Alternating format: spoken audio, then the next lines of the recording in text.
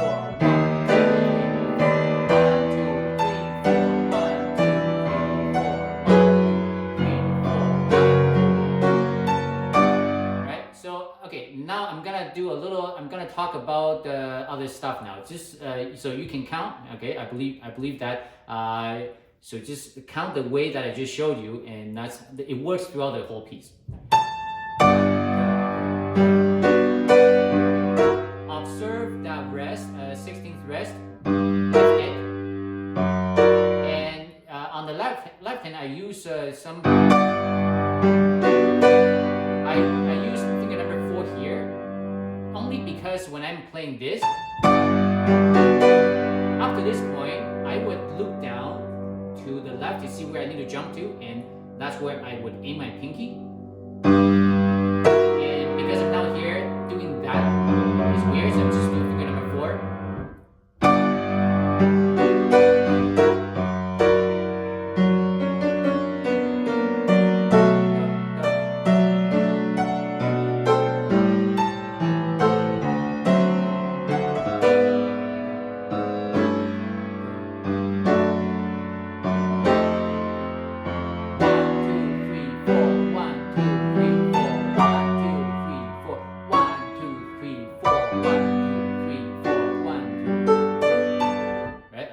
I cannot count and play at the same time, but that's the idea. 1, 2, 3, 4, 1, 2.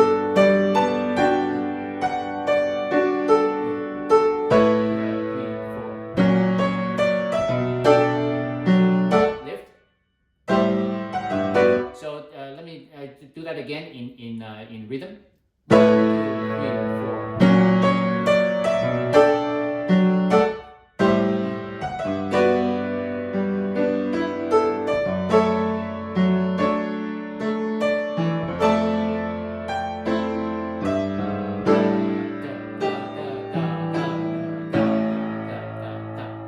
So don't be afraid to I should be ashamed of myself, but when I practice I make those sound. So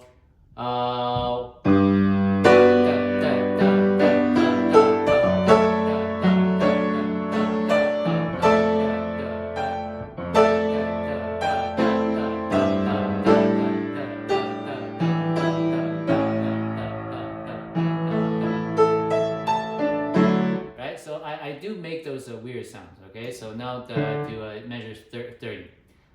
Measure 30. You just need to make sure that a lot of the notes on the melody you're actually playing with the left hand, not the right hand. Okay, so use finger number 1 a lot.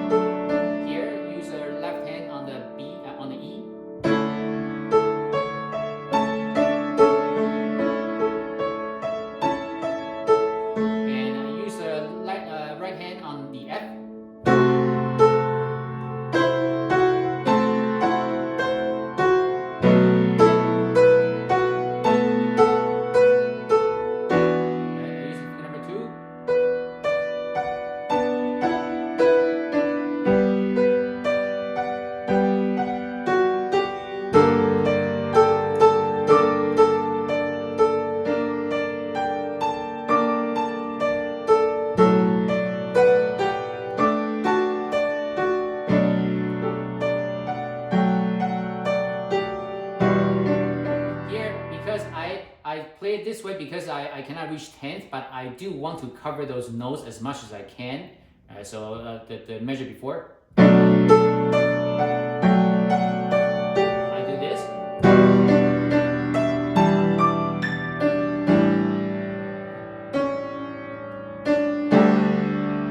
Okay, it might be a little awkward because there are a lot of things going on, and your fingers can only reach so far. My fingers can only reach so far, so I need to make things work. Right? Here's measures 36.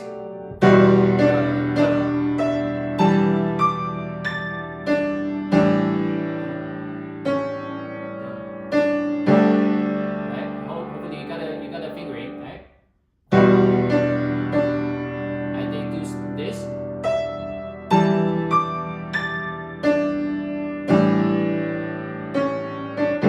Right? So this is actually not too easy. It's the final product sounds very relaxed, all that, but the playing it's a little involved. It's not as straightforward as it is.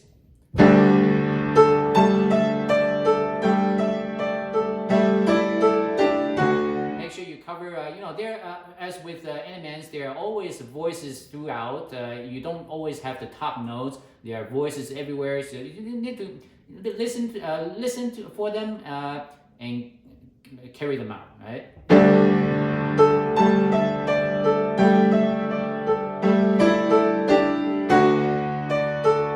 Right. So from here.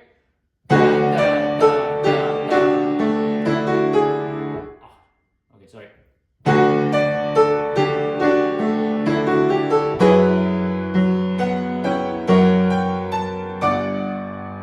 So in terms of counting, this is a once you know the rhythm, it is very satisfying. But before I really learned the rhythm, it just sounded it sounded so cool. But how can I execute this? But if you really start to play it, look at the notes, count a little bit, it makes so much sense.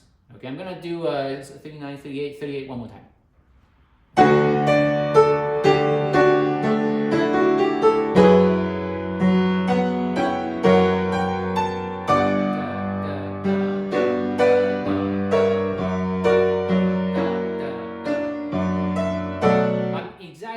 Everything, so you can see how I personally count to learn this, right? So again, I'm gonna do 38 one more time.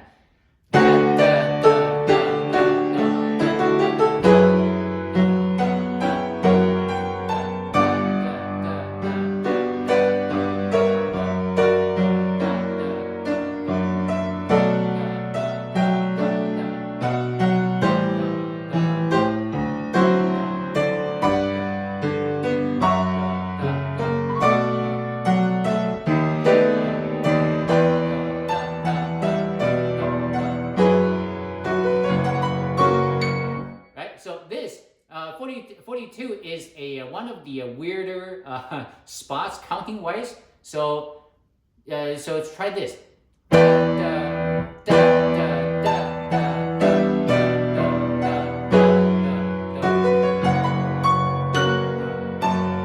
So the 5 there, it might you don't want to look at the 5 right yet quite yet. So let me show you how I count.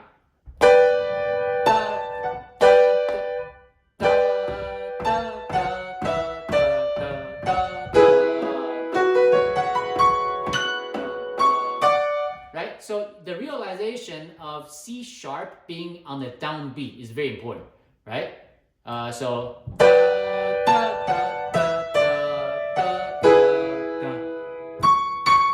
right?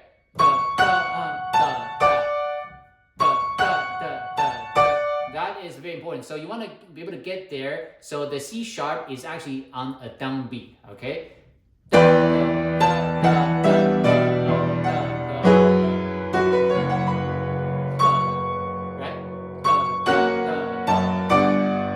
Right? So that I hope that makes some sense, okay?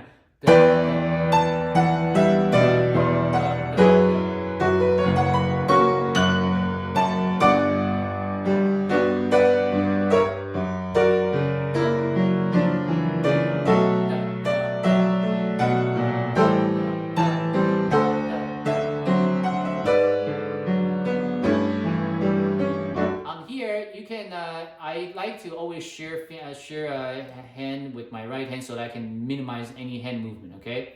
Sorry, I'm using a lot of sharing here.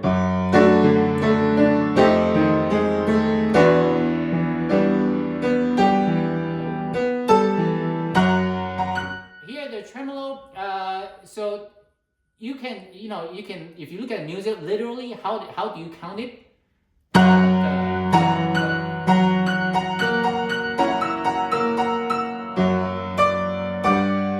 Right? So it really, the counting is not so bad. It's just that when you need to get the speed up to speed, it's pretty fast. Do that again.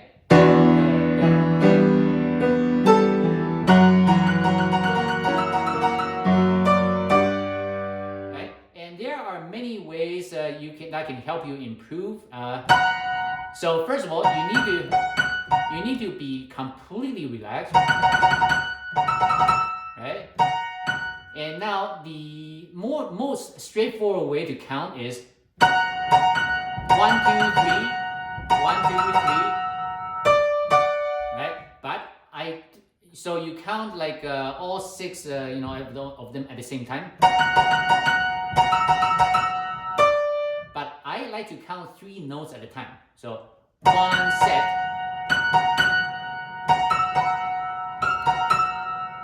I do 3 at a time. Let me show you.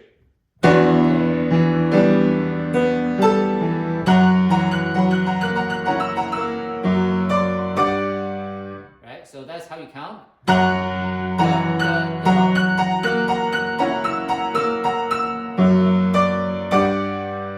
Okay, so spend some time there, see how you do it, how you can count. And now on the motion wise, you be very loose. Right? You may need to do a lot of rotating arm movement to make it that fast. Okay, now 47.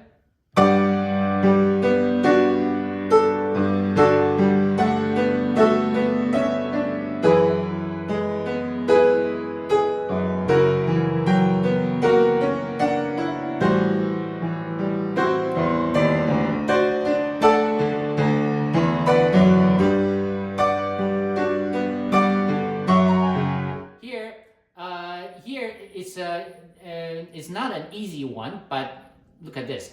You can get this into all one. Your hand position is minimal here,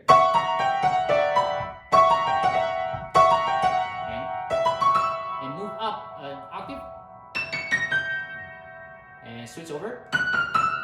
All right, one more time. Hand position here, and expand. Up an octave. Right? This one is just a very, very convenient, very comfortable position, right? You just put your finger here, switch over. Right? That's how you play that. Now, left hand is fairly simple.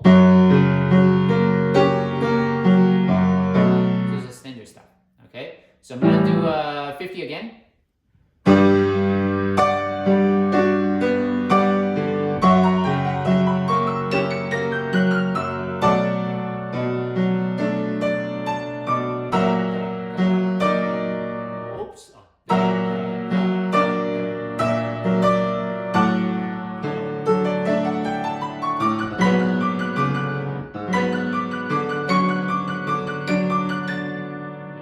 So this one, if you can reach 10th, that would be good, but I can't. So that's it sounds a little funny when I play it, so that's too bad.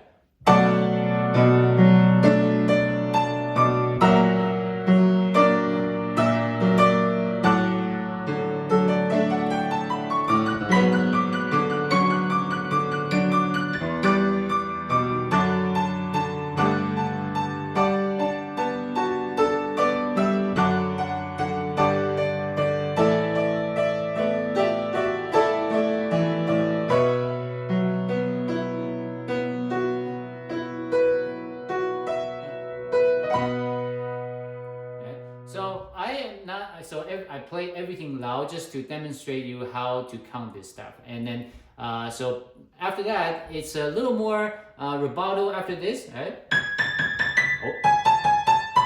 Right, so you do that slowly, slower.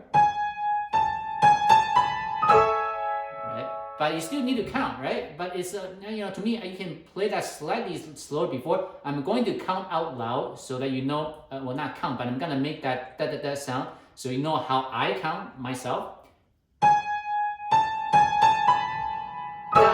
Da da da da da da da da da da.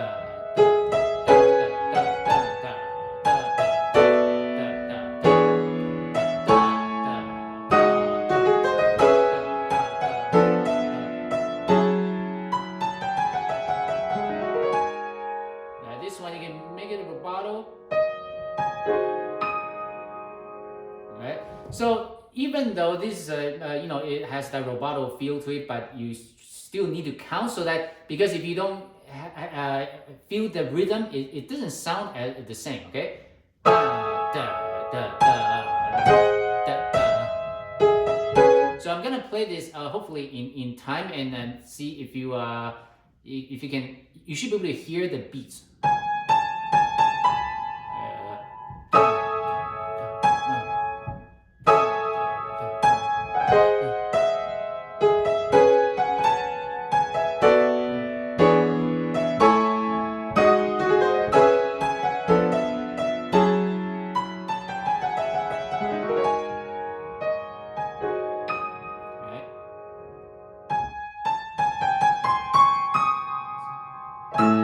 Here, I'm gonna start to show you how I count again. So this is literally how I count, so just to make that noise.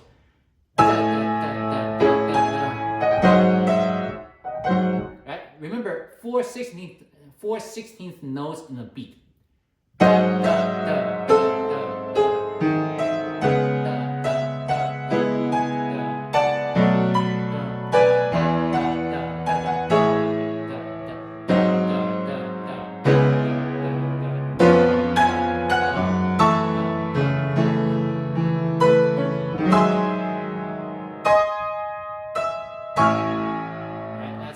To the next section. So hopefully it makes sense. I'm gonna do that one more time.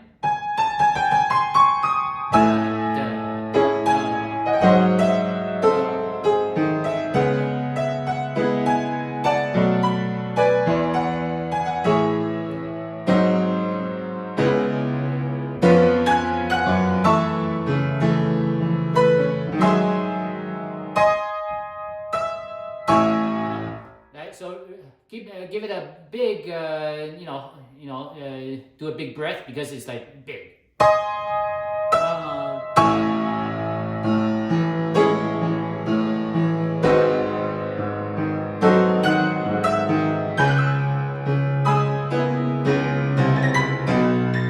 Right, so for this part, I'm gonna do very, very slowly. I'm gonna show you the fingering first.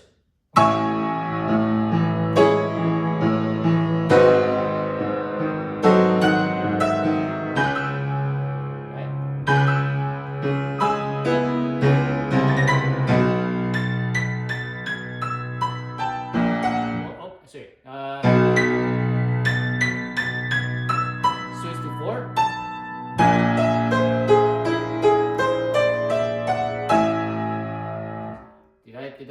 Did I do that too quickly?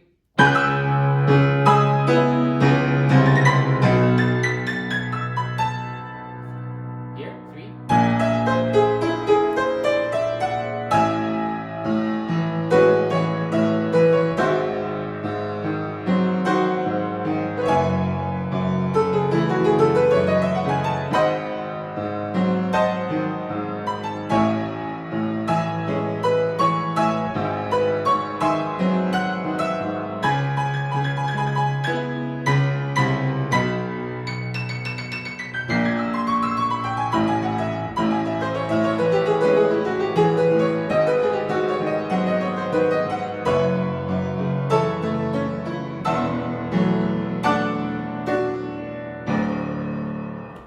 So again, if you think about this section, it's supposed to be the most difficult part, and you might think that, hey, how do you count this stuff? But as you just heard, when I play that slowly, you you can feel it, right? You can feel that that thing, and everything can be counted exactly. So there's really no question there, right? So one more time, I'm gonna do measure 67 again. This is such a beautiful section.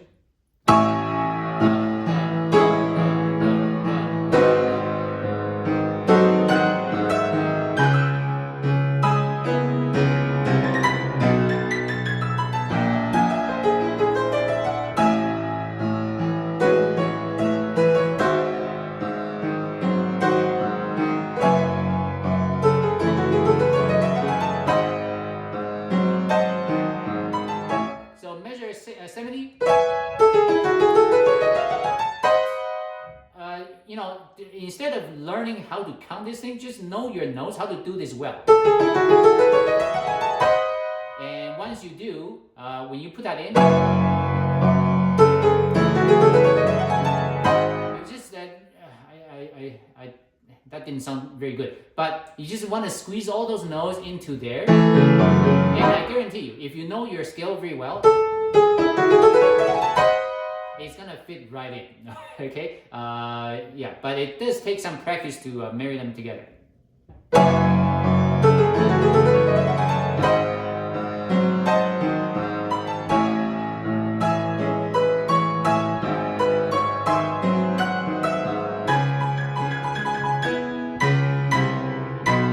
Okay, here I'm gonna play that slowly.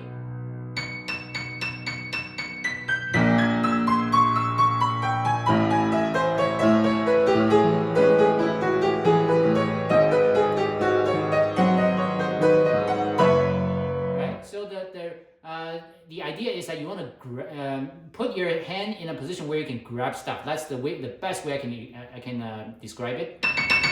Right here, right.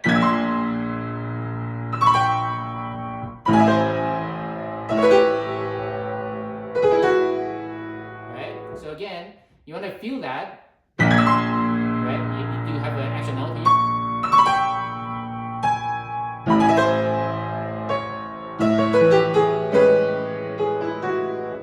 So get that, feel your hand in that position, in that shape. Hopefully it will just work out for you. Okay.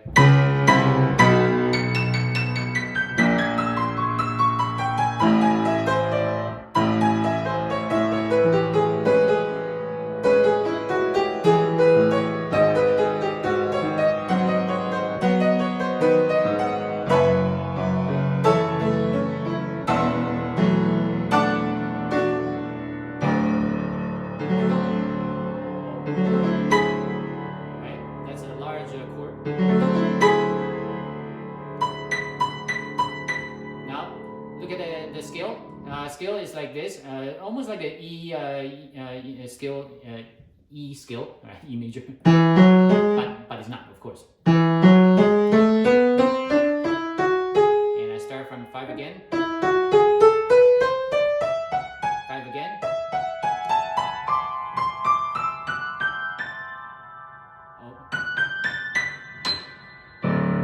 Right, so I'm gonna do that slowly.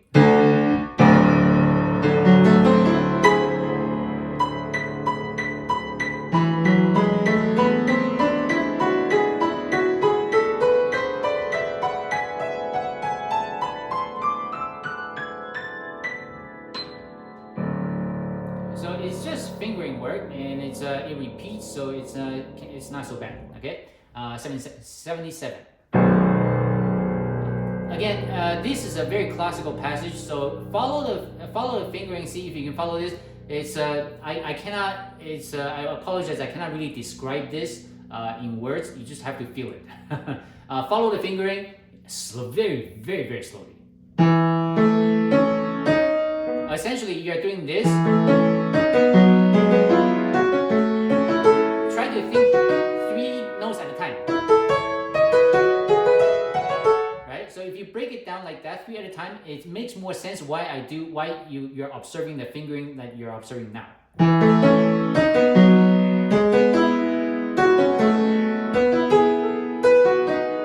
Oops, something is weird.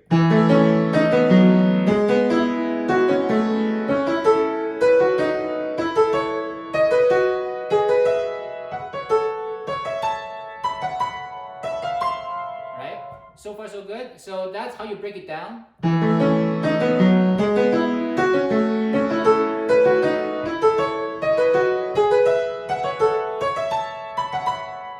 And now this part, once you have a starting point, every time you just go one semitone, have a tone higher, a semitone higher, right?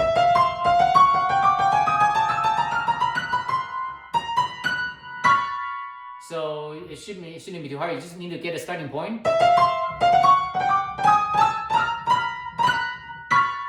Okay, and you will also note that after your first note, there are three. Count three at a time. The two are in perfect fifth. So you do this. Perfect fifth here. Perfect fifth here.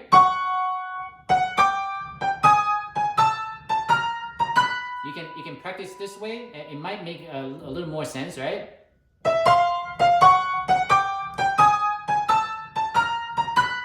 And then eventually you can break it down like this.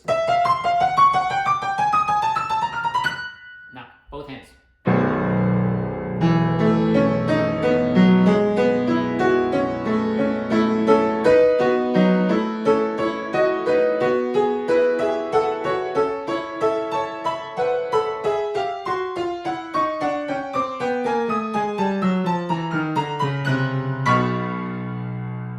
So the left hand is really not an issue because once it's just a regular semitone scale going down. There's no question about that. You just need to make sure your left hand and right hand are married together. Okay, so one more time slowly.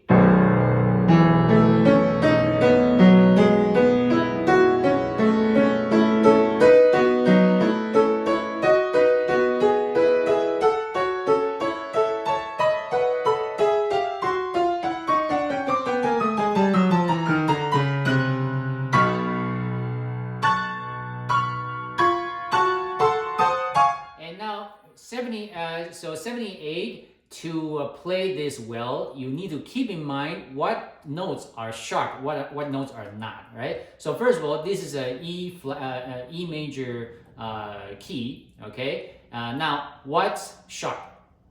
We have E sharp and B sharp, right? Unless otherwise noted here. So just remember what notes are sharp on top of the fact that you're in an E major key. Okay, so think of it that way. See, E sharp, and A is not sharp. Okay, we have B sharp here. Again, E sharp, and now we still have E sharp, but B is now flat.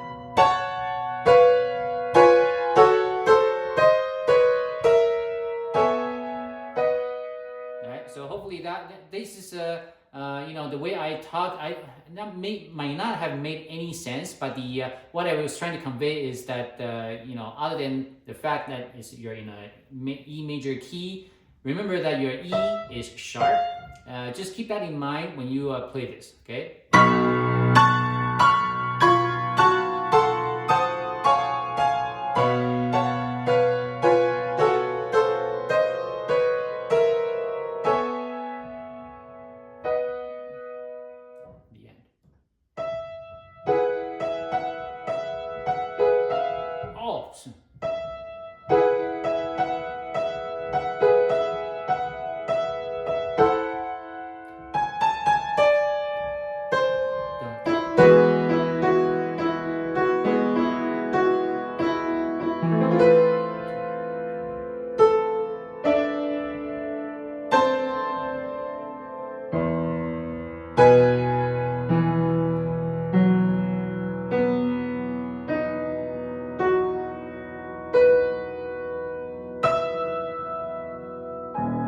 That's how you take it to the end.